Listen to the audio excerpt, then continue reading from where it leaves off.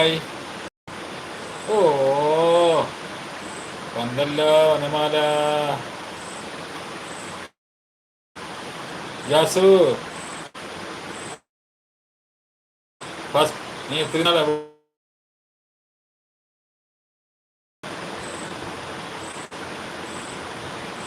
വന്നില്ല? അതെന്നാ വന്നില്ല? നീ എവിടെയായിരുന്നു? ഏ, നീ എവിടെയായിരുന്നു കുരിപ്പേ?